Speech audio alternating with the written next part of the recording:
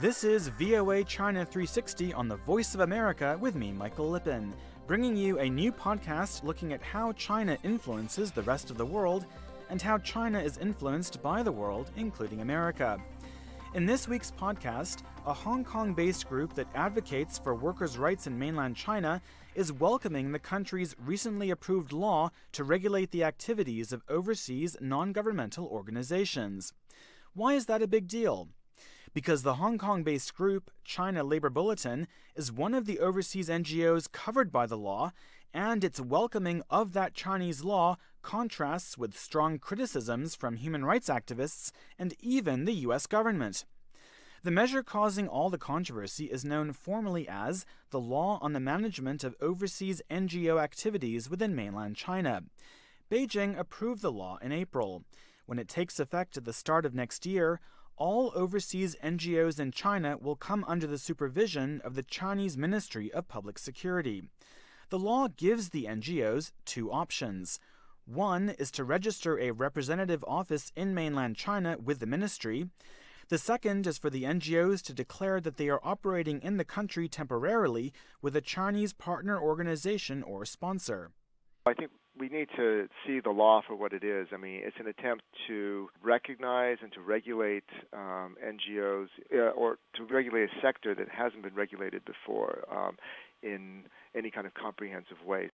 That was China Labour Bulletin's Deputy Director Shawn Shieh speaking with me on the phone while on a visit to Washington last week. He says overseas NGOs have been looking to Beijing for guidance on what they can and cannot do since the 1990s, when he says they started coming to China in significant numbers. So this law, I think what it says to NGOs is that we recognize the role of overseas NGOs in China, and we have this law to regulate your activities, and we'll try to provide support to NGOs who have questions about these and about the registration process, and try to make this registration process work. So I think that in itself, that recognition that foreign NGOs do play a role in China, they play an important role, a valuable role that the Chinese government recognizes, is it's not a bad thing. Beijing has said the law is intended to help overseas NGOs by clarifying their legal rights and obligations in mainland China. Chinese leaders also have said the measure has a national security purpose. It bans overseas NGOs from engaging in activities deemed harmful to Chinese national interests. That is the language that has caused so much concern among human rights activists.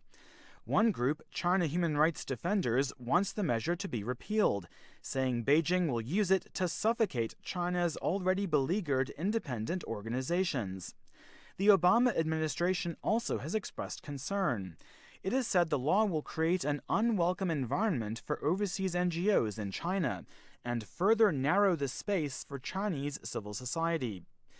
China Labour Bulletin Deputy Director Shieh has a different view. He doesn't see the new NGO registration system narrowing the space for his group to operate. For many NGOs, including us, public security probably already knows a lot about what we're doing.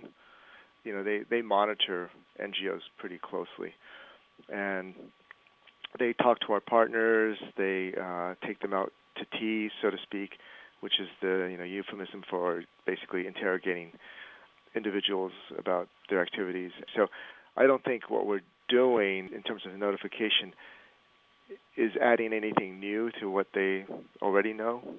Shieh also says he doesn't expect China to implement the law very quickly.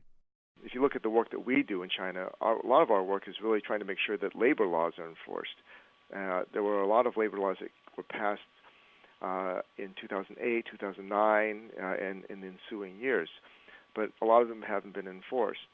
So why do we assume that this overseas NGO law is suddenly going to be enforced in full? The labor rights activist says he understands why some NGOs feel Beijing is closing the door on them by passing the law. But instead of staying away from China, Shieh says those groups have an opportunity to engage with it.